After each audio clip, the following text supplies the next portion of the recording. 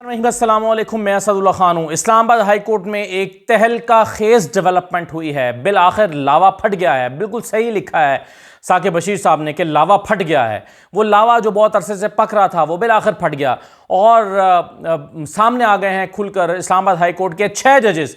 और 6 जजेस ने सामने आकर ये कहा है कि जनाब हमें काम नहीं करने दिया जा रहा। और ये ख़त लिखा है उन्होंने सुप्रीम जुडिशल काउंसिल को और कहा है कि हम जज हैं, इस्लामाबाद हाई कोर्ट के जज हैं और हमें ही काम नहीं करने दिया जा रहा। और उसमें लिखा है कि पाकिस्तान की जो एजेंसीज हैं, इंटेलिजेंस एजेंसीज, इंटेलिजेंस ऑपरेटिव्स, ये उनके अल्फाज हैं। लिखा है कि पाकिस्तान के जो इंटेलिजेंस ऑपरेटिव्स हैं वो इंटरफेरेंस कर रहे हैं और उसकी वजह से हम काम नहीं कर पा रहे। यानी सादा लफ्ज़ों में वो कह रहे हैं कि अदालती निज़ाम में एजेंसियों की मुदाखलत हो रही है। इस्लामाबाद हाई कोर्ट के जजों को प्रेशराइज किया जा रहा है, उनको दबाव में लाया जा रहा है, काम नहीं कर पा रहे। और ये पहली मरतबा ऑफिशियल एक डॉक्यूमेंट सामने आया या ऑफिशियल चीज़ सामने आई है। अंदाज़ा तो बहुत सारे लोगों को था कि अदालतें किस तरह काम कर रही हैं। बहुत सारे लोग आमिर फारूक साहब के हवाले से मुख्तलिफ तरह की चीज़ें कहते हैं, लेकिन अब तो ये खुलकर सामने आ गया है। और 6 जजेस हैं, 8 में से इस्लामाबाद हाई कोर्ट के 8 जजेस हैं और 8 में से 6 जजेस ने ये ख़त लिख दिया है। इनमें जस्टिस मोहसिन अख्तर कियानी हैं, इसमें जस्टिस बाबर सत्तार हैं, जस्टिस अरबाब मोहम्मद ताहिर हैं, जस्टिस तारिक महमूद जहांगीरी हैं, जस्टिस सरदार एजाज इसहाक खान हैं और जस्टिस सम्मन रिफत इम्तियाज़ हैं। ये 6 जजेस हैं। इसमें जो 2 जजेस शामिल नहीं हैं उनमें शुक्र है कि जस्टिस आमिर फारूक साहब का नाम शामिल नहीं है, एक जस्टिस गुल हसन औरंगजेब का नाम भी शामिल नहीं है, लेकिन आमिर फारूक साहब का नाम शुक्र है कि उनको शिकायत नहीं है कि इंटेलिजेंस उनको एजेंसीज की मुदाखलत का सामना है। अगर यानी इसका मतलब ये हुआ, इस खत से तो ये साबित होता है कि 6 जजेस को मुदाखलत का सामना है। आमिर फारूक साहब आज़ादी के साथ अपना काम कर रहे हैं, उनको कोई मुदाखलत नहीं हो का सामना नहीं करना पड़ रहा, उनके ऊपर कोई दबाव नहीं है, वो दबाव से आज़ाद फैसले कर रहे हैं। तो शुक्र है कि आमिर फारूक साहब जो हैं उनका नाम शामिल नहीं है इसमें, या उनको दबाव का सामना करना नहीं पड़ रहा, क्योंकि ज़्यादातर इमरान खान के जो केसेस हैं वो तो आमिर फारूक साहब की अदालत में लगे होते हैं। हाँ, बाज़ दफ़ा हम ये देखते हैं कि आमिर फारूक साहब इमरान खान के केस को 2-2 महीने लटका देते हैं। हाँ, हम बाज़ दफ़ा देखते हैं कि उनके पास अपील आती है, जो एक उनके खिलाफ तोशाखाना का फैसला आया था हमायूं दिलावर वाला, उसकी अपील आती है तो 3 हफ्ते जनाब, अच्छा कोर्ट में कहते हैं आमिर फारूक साहब कि जल्दी नोटिस कर देते हैं, 1-2 दिन में कर देते हैं, 1-2 दिन में कर देते हैं, ऐसे ही उनका अंदाज़ है 1-2 दिन में हो जाएगा, जल्दी कर देंगे, जल्दी कर देंगे, ताकि फ़िलहाल तुम जाओ, मेरी जान छोड़ो। और उसके बाद 3-3 हफ्ते का वो नोटिस जारी कर देते हैं। तो आमिर फारूक साहब ये करते हैं, लेकिन शुक्र है कि वो किसी दबाव में नहीं करते, वो अपने तौर पे करते हैं जो करते हैं।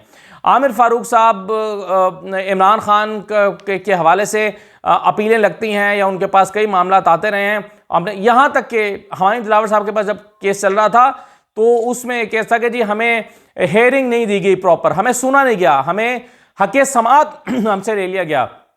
तो जब ये आया आमिर फारूक साहब के पास तो आमिर फारूक साहब ने उसको आज तक लगाया ही नहीं। यानी होता ना कि उसको ये फैसला हो गया, हक़ समाअत के बगैर फैसला हो गया, उसको आमिर फारूक साहब ने लगाया ही नहीं। लेकिन चलें, हम आमिर फारूक साहब की नीयत पर शक नहीं कर सकते, क्योंकि आज हमें पता चल गया है कि आमिर फारूक साहब के ऊपर कोई दबाव नहीं है। आमिर फारूक साहब जो कर रहे हैं वो अपनी मर्जी से कर रहे हैं, अपने आईन और कानून की रोशनी में करते हैं, उनके ऊपर दबाव कोई नहीं है। तो ये अनफॉर्चुनेटली 6 जजेस हैं जिन्होंने कहा है कि हम काम नहीं कर पा रहे और हमारे ऊपर दबाव है, और इसके लिए उन्होंने सुप्रीम जुडिशल काउंसिल को एक ऑफिशियल खत लिखा है। ये नहीं है कि किसी ने कोई लीक कर दी हो, किसी ने अपने को राय दे दी हो, किसी ने अपने तर्जुमान से बयान चलवा दिया हो, किसी ने सोर्सेज को दे दिया हो, किसी ने किसी रिपोर्टर से कह दिया होगा कि मेरी तरफ से चला दो, ऐसा नहीं हुआ, बल्कि ये ऑफिशियल डॉक्यूमेंट है जो कि खत सुप्रीम जुडिशल काउंसिल को लिखा गया है।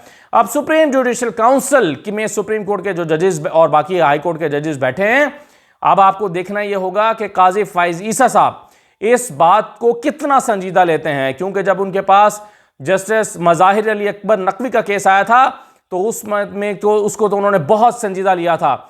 यहाँ तक कि मज़ाहिर नकवी साहब की जो मराहत हैं उसको ख़त्म कराया और कहा कि इनको नौकरी से बरतरफ करने का नोटिफिकेशन जारी किया जाए, ना कि इनकी रिटायरमेंट का, इनसे मराहत वापस ले ली जाएं।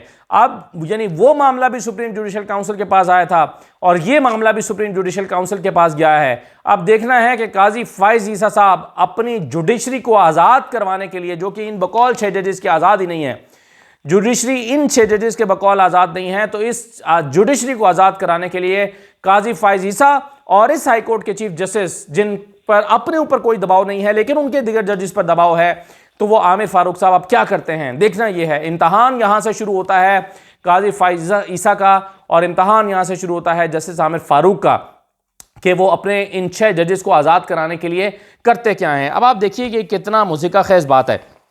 अब ख्वाजा आसिफ साहब क्या कह रहे हैं? ख्वाजा आसिफ साहब कह रहे थे कि अदालतें जो हैं वो अदालतों को अपनी तारीख दुरुस्त करनी चाहिए। जैसे भुट्टो के केस में अदालत ने अपनी तारीख दुरुस्त की है, ऐसे ही एक रेफरेंस पनामा केस के हवाले से भी भेजेंगे और अदालत अपनी तारीख दुरुस्त करे और अदालत बताए कि उसने दबाव में फैसले किए। ख्वाजा आसिफ साहब ये कहते हैं अदालत की तारीख को दुरुस्त करना चाहते हैं, और आज अपने फायदे के लिए अदालतों पर दबाव डाला जा रहा है तो उस पर आवाज़ नहीं उठाते। आज जब वो बेनिफिशरी हैं तो इस पर आवाज़ नहीं उठा रहे। आज आए ना कहें कि इन 6 जजेस की शिकायत का फ़ौरन इजाला होना चाहिए। ख्वाजा आसिफ साहब को चाहिए कि वो आकर इन जजेस के हक़ में खड़े हों और कहें कि जैसे उन जजेस के लिए हम समझते हैं कि उन्होंने दबाव में फैसले किए, ऐसे ही ये जजेस भी दबाव में फैसले कर रहे हैं तो हम इसके खिलाफ हैं। कहें ना आकर बयान दे ख्वाजा आसिफ साहब। कैप्टन सफदर ने क्या कहा? कैप्टन सफदर ने कहा कि जजों को कौमी मुजरिम करार दिया जाए। कल का ही बयान है, पुराना बयान नहीं है। वो कह रहे थे कि ये जजेस जिन्होंने फैसले दिए इनको कौमी मुजरिम करार दिया जाए। अब इनको कौमी मुजरिम करार देने के लिए क्या ये अब जजेस हैं, इन जिनके ऊपर जो दबाव में फैसले कर रहे हैं या जिनको दबाव का सामना करना पड़ रहा है, इनके बारे में कैप्टन सफदर क्या कहते हैं? तो देखिए ये सारी डेवलपमेंट एक मजाक इसलिए नहीं है क्योंकि क्या होता है, अता तारड़ साहब क्या कह रहे हैं? अता तारड़ साहब और बाकी लोग, आज इंफॉर्मेशन मिनिस्टर ने कहा भाई जिसको शिकायत है जाओ अदालतों के पास। हमारे प्रोग्राम में जितने लोग आते हैं नून लीग के, उनसे जब हम कहते हैं कि जी ये धांधली हो गई, ये हो गया, फलां हो गया, तो वो कहते हैं जाओ अदालत के पास। तो मैं उनसे ये कहता हूं कि भाई सड़क पर जब 2 लोग लड़ पड़ते हैं तो जो ताकतवर होता है वो गरीब आदमी को या कमजोर आदमी को कहता है जा जाके पर्चा कटा दे मेरे से जा। मैं उसको पता है कि ये पर्चे वर्चे पुलिस, चूंकि मैं ताकतवर आदमी हूं तो कुछ नहीं हो सकता, मेरा ये निज़ाम कुछ नहीं बिगाड़ सकता क्योंकि मैं ताकतवर आदमी हूं, इसलिए वो कमजोर कहता है जा जाके पर्चा कटा दे, जा जाके पुलिस बुला। ये हमने रूटीन में देखा है और यही नून लीग कह रही है जाओ अदालतों के पास, जाओ हमारे खिलाफ जाके कार्रवाई करो, जाओ अगर तुम्हें शिकायत है, हमें लगता है हमने धांधली की है तो जाओ अदालतों के पास। अब सवाल ये पैदा हो रहा है कि किन अदालतों के पास? भाई वो अदालतें जो ऑलरेडी मैनेज की गई हैं, वो अदालतें जो दबाव में हैं, वो अदालतें जिनके ऊपर असर रसूख इस्तेमाल किया जाता है, वो अदालतें जहां पर अता तारड़ और बाकी लोगों को यकीन है कि वहां पर हम अपना दबाव डाल सकते हैं और अपनी मर्जी के फैसले करा लेंगे, इसलिए कहते हैं जाओ अदालतों के पास। तो अब देखें, जब आप ये कहते हैं कि आपको अगर इंसाफ की तलाश है तो अदालतों के पास जाएं, तो फिर अदालत को आज़ाद भी तो होना चाहिए। अदालत अगर दबाव में है और अदालतें अगर इंसाफ नहीं कर पाएंगी प्रेशर की वजह से, तो फिर उस अदालत की तरफ भेज क्यों रहे हैं आप? और ये इतनी खतरनाक बात है जब जज ये कह दे कि मैं आज़ादी से फैसला नहीं कर रहा, तो निज़ाम इंसाफ से एतमाद उठ जाता है। और जब निज़ाम इंसाफ से एतमाद उठ जाए तो फिर लोग सड़कों पर अदालत लगाने लगते हैं। आपने देखा लोग क्यों कत्ल का बदला कत्ल से लेते हैं, क्यों गोली मारते हैं? क्यों? क्योंकि उसको डर होता है कि ये जो हमारा कातिल है या हमारा मुजरिम है ये छूट जाएगा, इसके साथ इंसाफ नहीं होगा। लेकिन दूसरा शख्स अदालत के पास जाता है, कहता नहीं मैं अदालत से जाकर इंसाफ लूंगा। जब अदालत के ऊपर एतमाद ही नहीं रहेगा तो फिर लोग अदालतों का रुख कैसे करेंगे? आपने देखा यहां पर सड़क पर लोग रोजाना इंसाफ करते हैं, सड़क पर कोई चोर डाकू पकड़ते हैं तो उसको क्यों मार देते हैं? क्योंकि वो समझते हैं कि अगर ये अदालत के पास जाएगा तो फिर अदालतें इसको छोड़ देंगी, अदालतें हमें इंसाफ नहीं देंगी। तो जब अदालतों का पहले ही हाल है और अदालत जिस दिन खुद आकर कह दे कि भाई मैं तो इंसाफ कर ही नहीं रहा और मुझे इंसाफ की फराहमी में रुकावटों का सामना है, मुझे दबाव का सामना है, तो आप सोचें कि जब अदालत खुद कह दे तो आम आदमी कैसे इंसाफ लेने के लिए अदालत के पास जाएगा? ये एक बहुत बड़ा सवाल पैदा हो जाएगा। और ये इतनी ख़तरनाक बात है जो मुआशरे के अंदर एक लाकानूनियत पैदा कर सकती है, क्योंकि मुआशरे के अंदर कानून का नफाज करने का एक ही तरीका है कि वहाँ पर अदालतें अपना काम कर रही हों। और क्या कहा था चर्चिल ने, कहा था गालिबन कि अगर मेरे मुल्क की अदालतें काम कर रही हैं, बताया गया फौजें यहाँ तक चढ़ाई हैं, ये हो गया। उन्होंने कहा अदालतें काम कर रही हैं, बताया गया हाँ अदालतें काम कर रही हैं। उन्होंने कहा बस ठीक है, अगर अदालतें काम कर रही हैं तो फिर कुछ नहीं होगा। तो जब अदालतें काम कर रही होती हैं तो फिर कुछ नहीं होता, लेकिन अदालतें काम ना कर रही हों तो फिर क्या होता है? फिर जंगल का कानून होता है। तो ये बहुत ही अफसोसनाक बात है। अब हमारे यहाँ हमने देखा भी हाल ही में, थोड़े दिन पहले ही, ज़्यादा पुरानी बात नहीं है, कि नवाज शरीफ साहब लंदन से चलते हैं, वहाँ से उनको रुखसत किया जाता है। उनकी आमद से पहले ही 2 दिन पहले यही इस्लामाबाद हाई कोर्ट फैसला देती है कि इनको राहदारी रिमांड दे दिया जाए। मफरूर इश्तहारी है, एक कानून के ज़बान में एक शख्स एब्सकॉन्डर है, और कभी ऐसा नहीं हुआ, कोई तारीख में मिसाल नहीं मिलती कि अदालत के सामने सरेंडर किए बगैर उसको ज़मानत मिल जाए। लेकिन ज़मानत मिलती है नवाज शरीफ साहब को, ज़मानत मिलती है सुलेमान शहबाज को, ज़मानत मिलती है इसहाक डार को, और ज़मानत मिलती है हसन और हुसैन को। इसलिए इस्लामाबाद हाई कोर्ट से क्यों इस्लामाबाद हाई कोर्ट का सारे रुख करते हैं? जिसको इंसाफ चाहिए होता है नवाज शरीफ के खानदान में, वो इस्लामाबाद हाई कोर्ट आ जाता है राहदारी रिमांड लेने के लिए, और उसको इस्लामाबाद हाई कोर्ट राहदारी रिमांड दे भी देती है।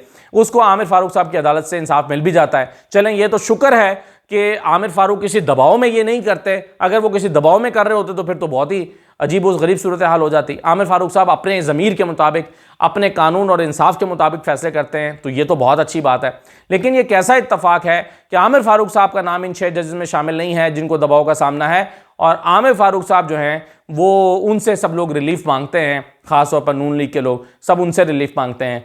तो ये मजाक जो है वो हम अदालतों के साथ देखते चले आ रहे हैं काफ़ी अरसे से, और आज जजेस फट पड़े हैं। आज जजेस ने हाथ खड़े कर दिए हैं, आज जजेस ने शिकायत कर दी है, आज जजेस ने एक तरह से कह दिया है कि भाई हम काम ही नहीं कर सकते क्योंकि हमें दबाव का सामना करना पड़ रहा है। और सुप्रीम जुडिशल काउंसिल से कहा है कि जनाब आप हमारी मुआवनत को आएँ या इस मामले को देखें। अब सुप्रीम जुडिशल काउंसिल क्या करती है या क्या कर पाती है, ये एक अपनी नौयत का एक बड़ा अहम सवाल है, क्योंकि अब सारा जो बॉल है वो काजी फ़ाइज़ा के कोर्ट में है कि काजी फ़ाइज़ा साहब इस मामले पर को कैसे रिस्पॉन्ड करते हैं। बहरहाल मेरा ख्याल है कि एक तूफ़ान बर्पा कर दिया है इन 6 जजेस ने, और इन 6 जजेस के दस्तखत के साथ जारी होने वाली इस तहरीर ने, और पूरे अदालती निज़ाम के ऊपर एक सवालिया निशान लग गया है, और एक जो है वो इस्तराब पैदा हो गया है इन लहरों में जो हमें साकित से दिखाई दे रही थी और हमें लग रहा था। आप देखिए ना, मुझे कई केसेस अब याद आ रहे हैं। यहाँ पर एक केस लगा था इस्लामाबाद में बल्दियाती इंतखाबात का, ये केस लगा, बल्दियाती इंतखाबात होने चाहिए थे। जैसे अरबाब ताहिर साहब, वही जज उनके 6 जजेस में दस्तखत शामिल हैं, अरबाब ताहिर साहब ने फैसला सुना, केस सुना, और केस सुन के कहा कि नहीं जनाब, ये जो हल्का बंदियाँ थी आप तब्दील नहीं कर सकते थे, शेड्यूल जारी हो चुका था, लिहाजा हर सूरत में 31 दिसंबर को इलेक्शन कराए जाएँ। 31 दिसंबर को इलेक्शन नहीं हुए। जब नहीं हुए तो लोग तौहीन अदालत में चले गए आमिर फारूक साहब के पास। आमिर फारूक साहब के पास गए तो आमिर फारूक साहब ने पहले तो काफ़ी दिन तक वो केस ही नहीं लगाया कि तौहीन अदालत हो गई है, जनाब अदालत का फैसला था, उस पर इंप्लीमेंट होना चाहिए था, नहीं लगाया। जब लगाया तो आमिर फारूक साहब ने कहा कि ठीक है 120 दिन में बल्दियाती इंतखाबात कराए जाएँ। वो 1.5 साल हो गया है इस बात को, पिछले साल जनवरी की बात है ये। पहले तो महीना वो लटकाते रहे, 8 फरवरी को गालिबन उन्होंने फैसला दिया और 3 महीने का टाइम दे दिया, आज तक कोई इलेक्शन नहीं हुए, तौहीन अदालत हो गई, लेकिन आमिर फारूक साहब को कोई फ़र्क नहीं पड़ा। आमिर फारूक साहब, लेकिन अच्छी बात यह है कि उन्होंने जो फैसला दिया था कि और तौहीन अदालत पर उन्होंने जो है वो किया था, वो नोटिस या तौहीन अदालत का केस उनके पास आया था, तो अपने ज़मीर के मुताबिक आमिर फारूक साहब ने यह फैसला दिया था, और उन्होंने अपने ज़मीर के मुताबिक कहा था कि 3 महीने में बल्दियाती इंतखाबात हों। वो नहीं हुए तो उस पर भी दोबारा आमिर फारूक साहब ने कोई एक्शन नहीं लिया, लेकिन वो भी अपने ज़मीर के मुताबिक उन्होंने किया। हालांकि लोग ये समझते रहे कि नहीं, पाकिस्तान तहरीक इंसाफ जो है वो जीत जाएगी, चूंकि इसलिए इलेक्शन नहीं कराए जा रहे कि कहीं तहरीक इंसाफ इस्लामाबाद में बल्दियाती इंतखाबात सारे जीत ना जाए, इसलिए नहीं कराए जा रहे, लोगों को ये लगता था। लेकिन आमिर फारूक साहब ने 3 महीने का ऑर्डर भी दिया, और उसके बाद उन्होंने किया अपने ज़मीर के मुताबिक ही। वो अलग बात है, उन पर दबाव नहीं था, क्योंकि हमें इस लेटर से यही पता चल रहा है कि उन पर कोई दबाव नहीं था, क्योंकि दबाव इन 6 जजेस पे है जिन्होंने ये ख़त लिखा है। तो आमिर फारूक साहब डटे रहिए, मैं आपको ये कहना चाहूँगा, डटे रहिए, डट के फ़ैसले करें, अपने ज़मीर के मुताबिक फ़ैसले करें, और किसी का दबाव कबूल ना करें। जैसे इन 6 जजेस ने दबाव कबूल करते करते अब वो थक गए हैं तो उन्होंने ख़त लिख दिया है। लेकिन आप, अच्छी बात यह है कि आपको ना दबाव का सामना है, ना आपके ऊपर कोई दबाव आ रहा है, ना आप किसी दबाव में आते हैं, आप अपने ज़मीर के मुताबिक फ़ैसले करते हैं। महीनों में केस लटकाना हो तो भी ज़मीर के मुताबिक करते हैं, 2 दिन में हसन और हुसैन को ज़मानतें देनी हो तो भी ज़मीर के मुताबिक करते हैं, नवाज़ शरीफ का केस तीसरी समात में फ़ारिग कर देना हो तो ज़मीर के मुताबिक करते हैं, नवाज़ शरीफ को सज़ा सुनानी हो तो भी ज़मीर के मुताबिक करते हैं, मरीम नवाज़ को सज़ा सुनानी हो तो ज़मीर के मुताबिक करते हैं, और मरीम की सज़ा जब ख़त्म करनी हो तब भी ज़मीर के मुताबिक फ़ैसला करते हैं। वो अलग बात है कि हमें यही पता नहीं चलता कि आपका ज़मीर कब किस तरफ का फ़ैसला सुनाएगा, लेकिन अच्छी बात यह है कि आप इन 6 जजेस की सफ़ में खड़े हुए नहीं हैं। इजाज़त दीजिए, अल्लाह हाफ़िज़।